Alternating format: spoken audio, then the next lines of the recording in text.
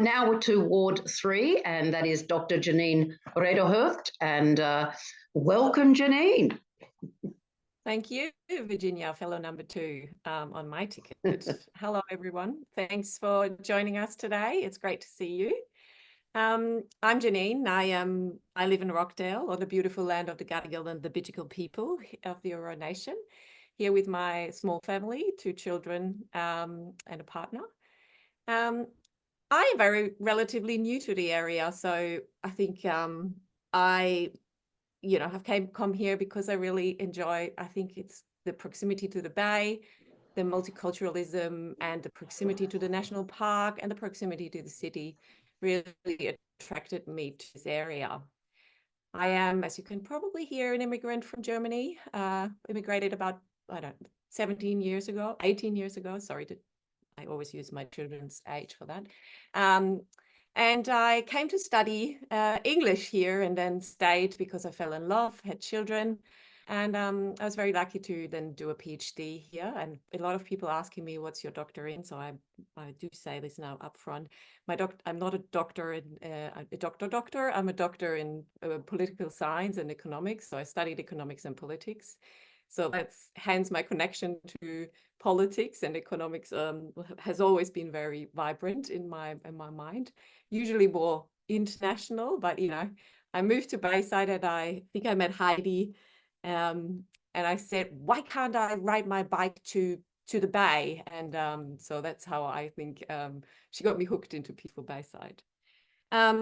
Professionally, I'm actually a nurse, but back in Germany, came then over here to study. And now, as I told you, I'm politics. I wanted to go into the health science, but I am in the diversity and inclusion space. So I'm a CEO of a small nonprofit organization, and we're running gender equity, diversity and inclusion programs with big universities. So I work with universities and research organizations sort of during the day, which is quite exciting and always challenging as well. What community activity I've done? I think I've always worked and been passionate to work to make lives better for people, whether it's being a nurse or whether working in the equity space. Like, this is my everyday job. I've also worked a lot with on university and on school campuses at the parents and teachers events, setting up school gardens and writing grant applications. I've done that a lot in schools to get money to be able to fund those gardens and other wonderful things for the school that my children are going to. I've also been very active in the Yes campaign. And now, why am I running for council? Yeah, because I want to build that bike track along Bay Street, which is a very good challenge. But also because I have a vision, I think. I have a vision for Bayside that it can be so much better, and Heidi has started a lot on that in her talk, what it can do and where we can go. So I want to build on that, and I want to support this, as a group together. I think we need power of the people to really change Bayside community and make it happen. So I want to contribute to that and leave a bit of a legacy, I suppose. That's why I'm running. And, it's good to have like-minded teams around and work with them. So that's wonderful. What I think the key areas for me in focused on my Ward 3 particularly is, when I walked through Rockdale, I love the multiculturalism, but there's so much more that we can do, that we can revive the town centre that makes it accessible and improve the public spaces that we have there with, making it really accessible and livable. Simple things are probably the lights that have been put up, which is a great start. And I've seen there's also now on the footpath, the artwork has gone into a place there in the little laneway. So those are great starts. And I think I would like to build on that to improve really Rockdale as a centre with more art and culture, and, make it more livable so that we all love going there and enjoy our food and drinks in day and night, and make it family friendly to ensure. A lot of families have told me, we don't know really where to go. The parks are a bit aged in our area. So really improving that. The safe streets, of course, is also a part of that. We need to create safe walkways. And, even some of the people in Wall Street have told me they would like a one-way street. Like, brilliant. We can actually build a one-way street and create a livable area there with parking and with lots of space to sit. So I have lots of visions that I need to plan for. The other vision that I'm really passionate about is really engaging community a bit better and a bit more.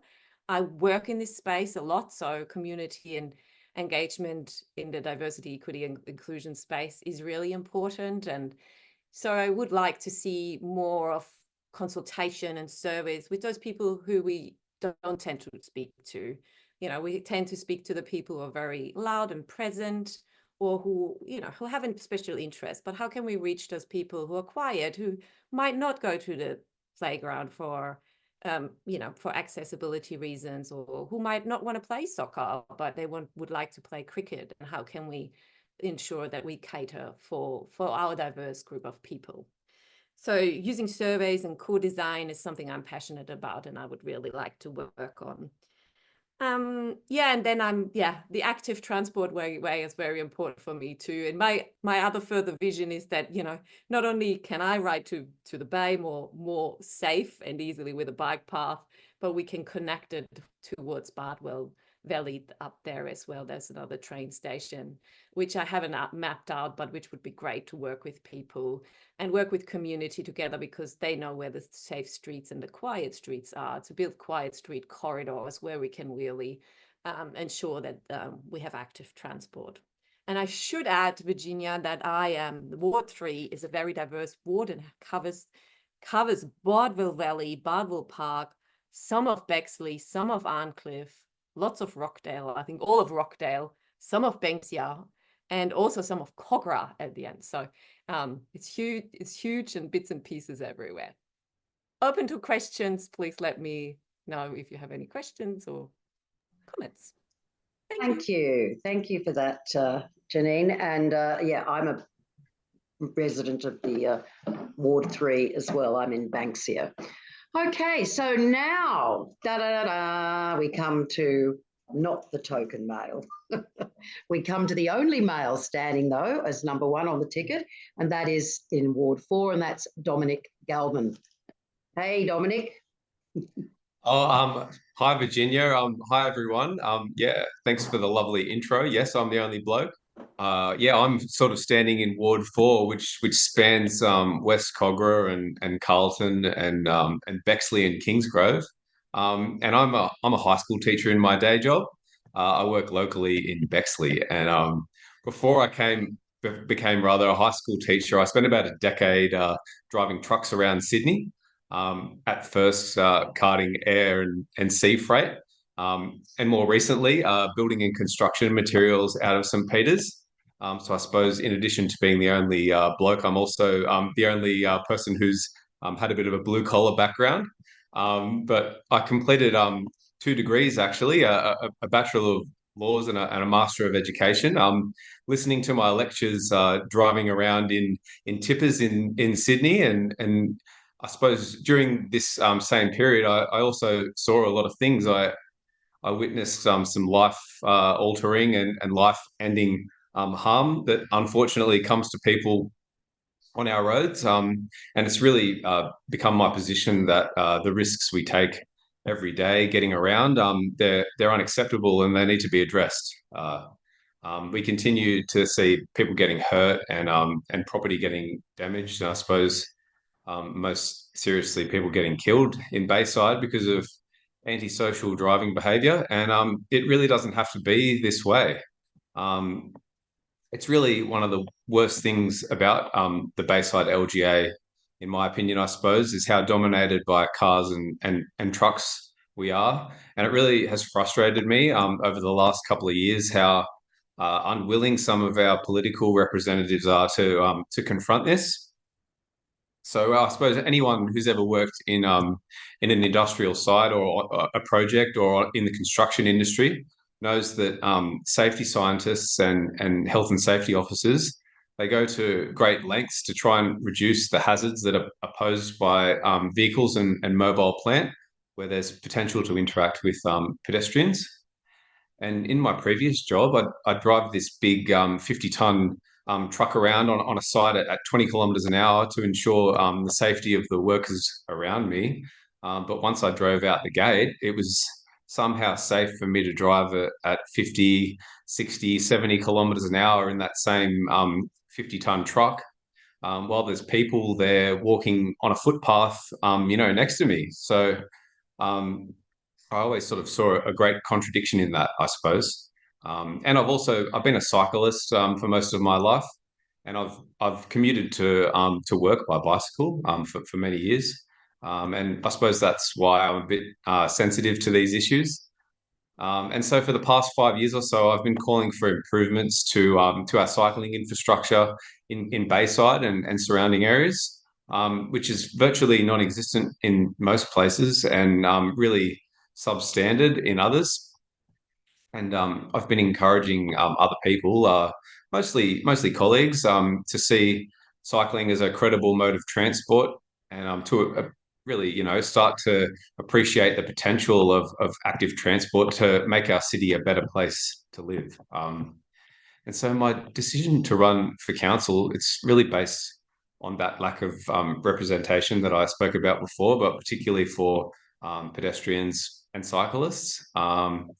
Because in Ward 4 of Bayside, a lot of our existing representatives, they're either unwilling to recognise the continued risks faced to residents, I suppose, by car culture and car dependency, or they claim to be concerned about safe streets, but really they just continue to perpetuate, some of the transport planning that's based in the last century. So I really propose the development and promotion of an active transport network, which, for anyone that doesn't know, that's just a fancy name for bicycle and pedestrian paths in Ward 4. And, this has the potential to reduce the demand for our roads and our parking infrastructure by encouraging those that can to mode shift. And this will reduce also suburban noise and pollution and challenge any social driving behaviour, but also, and really positively, encourage independence for young people and connect us all with community and nature. So prioritizing active transport, it aligns with several of my focus areas. First, it leads to safer streets and really reduces incidences of high speed driving and rat runs through our neighborhoods, which are calmed, and priority can be given to pedestrians and other vulnerable road users in denser areas. And it's also a cost of living measure, because encouraging mode shift can often result in households needing one less car or no car at all, maybe in some parts of Bayside. And this will free up road capacity further for people who do need to drive. And I suppose another less known benefit is the potential of active transport to support local business, because one study that I'm aware of found that people walking, cycling, or catching public transport actually spend 40% more in local shops compared to people in cars. And it's for these reasons, and that I put myself out there as the person to fight for active transport in Ward 4 of Bayside, and also show that riding around on bikes in places like Cogra and Carlton and Bexley and Kingsgrove is viable. And the great news is that it's also really fun. So to achieve these outcomes, I've been working on a number of cycling routes around Ward 4, which we've given the working title of Bexley Quiet Ways. I've also been exploring options to link Bexley North and Kingsgrove to the M5 Linear Park active transport link, which it is proposed will be connected to the Cooks River eventually via the Walla Creek corridor. And my criteria for these sorts of proposals is that they link places such as schools, shops, and sporting facilities with public transport, with denser residential accommodation, and also green spaces. Pardon me.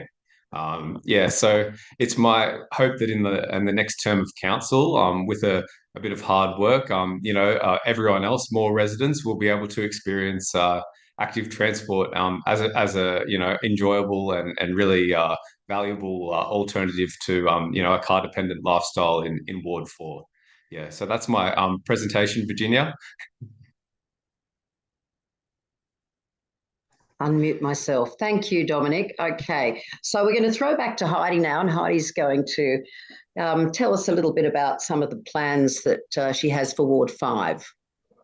Thanks, Virginia. So, yeah, I mean, there are lots of things that I want to achieve in the next term of council, and a lot of them are actually things that haven't completed the cycle this term of council. So things like the noise camera trial that the state government has promised has been through public consultation. The Environmental Protection Agency is going to implement them soon. I'm told their noise cameras are literally on the boat and they've yet to be installed. And it's been a couple of hard years of push, push, push. And I am nervous that if I don't get re-elected, that will just stop. So that's, things like the safer streets, that's still a massive issue all across Bayside, but particularly in my ward. And I want to make sure that that's delivered, as well as the street activation and making sure our high streets are really places of great livability, easy access, and providing diverse needs for the diverse needs of our community. One of the other tentpole projects that we've been working on as a Peaceful Bayside Action Group is the Kamay Greenway, which is to reimagine the F6 corridor as an active transport corridor and nature rehabilitation. And through this process, I met the wonderful Andrea Jackson, who is here tonight. Andrea, do you want to come and say hi? Hello. Hi, Andrea. So we're running together on the Ward 5 ticket, and you're an amazing ally, as is Jennifer Palliser, who's also on the ticket. But Andrea, tell me a bit about yourself and the Kamay Greenway project as well, and you're leading in the working group on that. Yeah, that's right. Well, yeah, Heidi and I put our heads together accidentally at the community garden that I founded earlier this year, and came up with the idea of the Kamay Greenway, which was to link that area north and south as an active transport connection, and making a loop with the foreshore. There's a green grid strategy in Sydney that has earmarked this as a potential missing link for connecting the Sutherland Shire up through to the inner west. So this would really like to see happen. It's not just a pathway for us, it's restorative project, improving the creek, and the F6 corridor is currently underutilised. It's a series of grasslands with development limitations in place. So we want to make sure the community can use this area, especially with the current state government's plans to increase housing density along the train line. It's really important to tandem development with improved green spaces and places for people to enjoy the outdoors. They live in apartments like myself. You spend a lot of time outdoors. So projects like this bring people to the green spaces. They're inclusive. We've got a really good accessibility consultative process for this. We're improving the ecology of the area in our plan. We're going to include some First Nations documentation and history along the trail. We've got some really good ideas for it, and this is a group that has the capacity to make it happen. And there's a really long, extensive list of petition signatures behind us that really want to see this come to fruition. So yeah, we really hope that we get that support and we can push this through council. Council's actually given us a preliminary go-ahead to investigate it and to look at some pathways for funding, but there's some big steps ahead to get some state government financial support. And we've already created some really good links with the Inner West Greenway crew who have charted this path before us, so we can build on their knowledge and have some people to hold our hands as we go down this road. Awesome. And Jennifer, who's also running with us on our ticket, is a real specialist in accessibility and inclusion, especially for elderly residents. And so we've been looking carefully at how, as an aging population base, specifically in Ward 5, that means that we need to really cater to allow people of all ages to be able to get into nature. So it's a beautiful saying you said the other day at the Camay Greenway walk, Andrea, which was about bringing people to nature, but also doing that delicately so we're not actually destroying nature. I can't remember the exact turn of phrase. What was it? So it's like at arm's reach, you know. You're in amongst it, but you're not destroying it.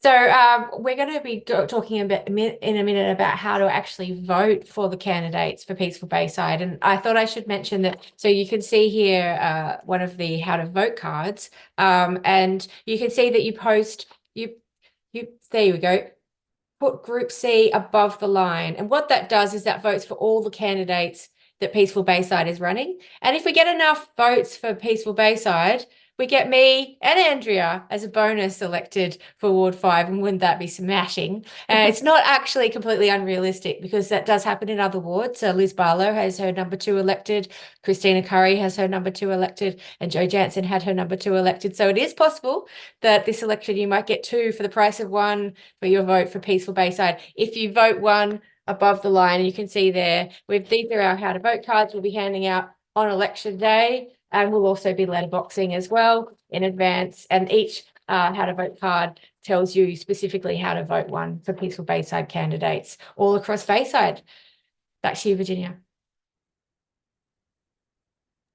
Well, you've actually just covered the last section, which was how to vote and why it's important to vote and important to vote above the line. So I think we might open it up now and see if anyone has any questions for any of the candidates. Hi, my name's Graham, resident of Ward 4. I'd like to thank you all for setting this up. It's actually the first time I've ever heard from any of the councillors or candidates in the 20 plus years I've lived in the area. The reason that I'm interested, I live in Bexley, and I know there's a lot of focus on the noise around the Bayside areas, but we do have quite a lot of noise around this area as well. And if any of those noise cameras ever do get up, hoping they do, then, you know, very keen for that to be expanded over time. Look, one question, which is really probably a bit of an offside one, but I'm just keen to know if any of you have an opinion around the de-amalgamation. Is there a position from Peaceful Bayside, or, you know, individual views, or just interested to know? Heidi, do you want to answer that? Or sorry, Don, did you want to answer that? Oh no, well, Graham, I was just gonna jump in and say, I think that Maria would be a really good person to answer that question. But I was just curious, whereabouts, what part of Bexley do you live in? Because I live in sort of West Cogra, that bit that borders, the sort of eastern part of Bexley. Yeah, 2 houses from Cogra, just around the corner from Warialda Street in Verdun Street, opposite the former St George Aged Care Centre. I know exactly where you mean. I actually put in a submission to the EPA to request one of the noise cameras on Warialda Street, because there's been a lot of it's a bit of a rat run, and you know, that's something, being the guy that rides his bike around Cogra and Bexley, that's something that I'm, you know, particularly aware of. I've felt a bit unsafe on a lot of occasions, but I think who did we say? Sorry, Virginia was going to answer that. I think Maria has got a really good perspective on the de-amalgamation. Well, it's probably best for Heidi to answer, but what I'll say is, look, I live in a ward where there are very strong feelings about de-amalgamation. You probably appreciate, Graham. But look, our position is that this really needs to go to consultation. We need a strong business case that looks at the pros and cons and the costs of de-amalgamation, because right now it's happened, and we've got this structure in place. And if it means cost to the community and a loss of services, then people need to know that if they're putting it to a vote, right? So I reserve my position because obviously I want to listen to the community in Ward 1, and I'm running on a platform of, you know, consulting and listening to the community. But I think there's a lot of misinformation out there in Ward 1 about the benefits of demerging. And I think it's really important that we have an evidence-based process that and people are informed in making in voting. And there is a set process. There was a motion before council that sets out the process, and now there's a bill that actually sets out a legal process if we do go down the road of looking at de-amalgamation. So I think it's really important that people have that information, and part of our platform is making sure everyone is well informed. So that's coming from Ward 1. I'll hand to Heidi, who can give more of a sort of a global position. Heidi? Yeah, I mean, I think it's a difficult one because we didn't hear anything about it for the first 2 years and a few months of this term of council. And so it's really been very rushed through the last few months right before an election. And I don't think we haven't had proper deliberative consultation with our community. And I don't think we've also had enough awareness about what those impacts will be on dividing the council again, because I know a lot of the things that we've been doing this term of council have been to make sure that we really are getting the wheels in motion for this council. You know, things like getting the first urban forest strategy, getting the first arts and culture strategy, getting the first environment and resilience strategy, really important strategies that Rockdale Council didn't have, Botany Council didn't have, modern strategies that a modern council needs. And it took quite a while from the merger in 2016 to get to a point where the council was functional enough to take on doing some of these bigger projects. So we've seen things like the Barton Park being delivered. That's a really amazing high-end delivery of a project, and we want to do more of those. We want to see the car park at Brighton redeveloped. We want to see a great community and library hub put there. We want to see the Botany Aquatic Centre redeveloped and upgraded. And those sorts of big projects you wouldn't be able to do them through the destabilisation of de-amalgamation. So that does concern me. However, I also think we need to listen to our community, and if there's really strong feelings, I would be the first to want to hear them and to act on those as well. So I think we need to know, though, in a cost of living crisis, the $50 million that's proposed to a demerger, where would we spend that to actually help deal with some of those problems that the residents have? Are there things that can be fixed? Is it a problem about potholes? What is it actually? You know, we hear a lot of problems about potholes and flooding in Ward 1. Can we fix those without having to demerge, or is it something more in the fabric of the culture in Botany that, you know, can't be addressed in any other way? I think they're very valid points, actually, because a lot of people's opinion would just come from an uninformed position. Yeah. Or an emotional position that, hey, it sounds like a great idea because I loved it when it was Rockdale Council, or something like that. I also think, however, it shouldn't just be a discussion about money. It really does need that proper consultation and discussion with people. So, no, thank you. Great points of view. Can I jump in for a sec? My position is, and I've said this to Maria early on, that maybe some of the dissatisfaction that people in Botany are expressing. I've actually heard really similar things in the far-flung parts of Kingsgrove.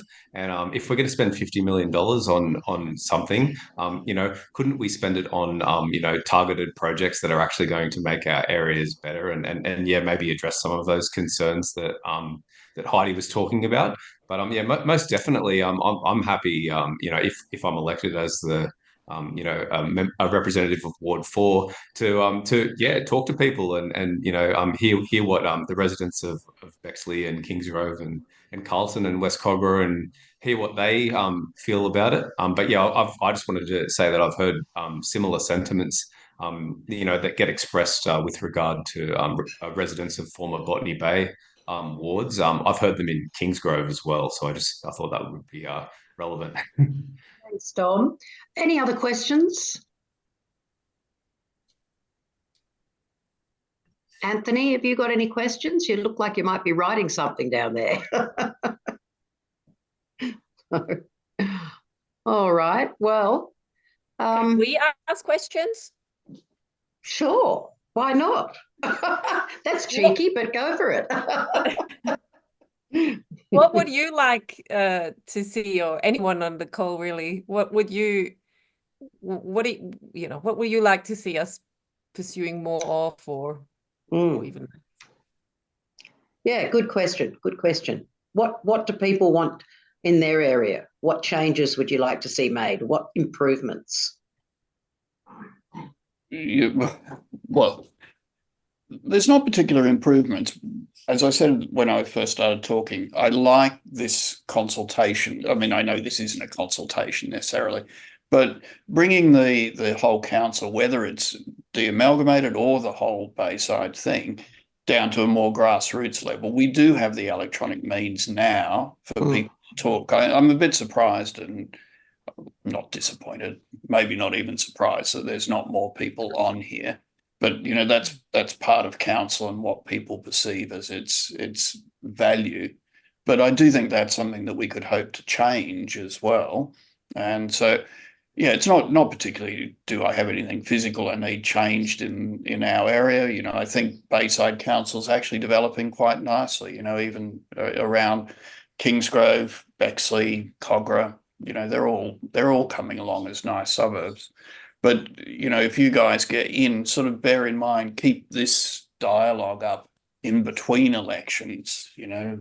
I think it's a great way to reach out to people, and it's really been great hearing from you all. Yeah, I think that's an excellent point, because I know that when I talk to people out and about in the community, anytime I mention the council, it's just this sort of blanket negativity.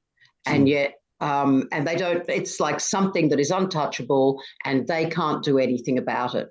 And that, I think, is so important, that the people of the community feel that they're actually being heard and that they can actually connect with the council to make a difference if they want to make a difference. And yeah, so anyone else got any questions? Part of the Peaceful Bayside people? And if you're shy because we're recording, you can also keep your camera off or put them in the chat as well. Or we could also stop recording if people feel more comfortable about that as well. Yeah. Well, I think this. I think it's been actually terrific. It is a shame that we haven't got more people, but we realised it was a funny time slot. And as you rightly say, Graham, people aren't used to doing this sort of thing. I mean, they're not used to councillors making themselves so available, or potential councillors making themselves so available. So, so thanks everybody, and thanks for the time, and thank you very much for the people that joined us, Tristan, Anthony, Petra, and Graham. And I guess it's goodbye from us. Well, just before we go, yeah, though, just a quick, we've got a couple of new people here that we haven't met properly before, although I recognise your name, Graham, from previous interactions. And so we are a grassroots group. We are your neighbour, and to really get change at this next council election, we need volunteers. And that is really primarily around getting those how to vote cards in people's hot little hands so that they know that they have a choice, and that they also start to do a little bit of research on who they're voting for. I can remember the first time I voted in Bayside and I didn't know who I was voting for at the polling booth. And I think that's quite a common occurrence, which we're trying to break that down by really providing, you know, a lot more opportunities for people to meet councillors, whether it's online or in person. But we need people at the polling booth. We need people at pre-poll, but primarily on the 14th of September. Pre-poll starts on the 7th of September. We need people on the 14th of September to help us hand out how to vote cards. You get a t-shirt, you get new friends, and we would love to embrace you as part of our Peaceful Bayside community. And even 2 more volunteers out of tonight would really help, you know, to get more Peaceful Baysiders elected